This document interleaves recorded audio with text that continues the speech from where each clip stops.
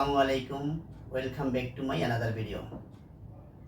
আজকে আমরা শিখব কিছু কমন ইংরেজি বাক্য, যে বাক্যগুলো আমরা বাংলায় প্রতিনিয়ত ব্যবহার করি, কিন্তু ইংরেজিতে কীভাবে ব্যবহার করতে হয় আজকে আমরা সেটাই শিখব।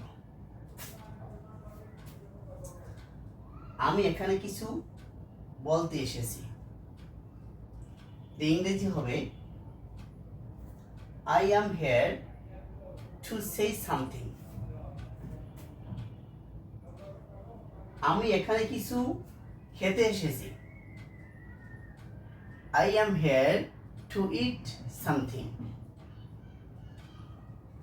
আমি এখানে কিছু শিখতে এসেছি, I am here to learn something. আমি এখানে কিছু শেখাতে এসেছি, I am here to teach something. আমি এখানে কিছু দিতে এসেছি, I am here to give something.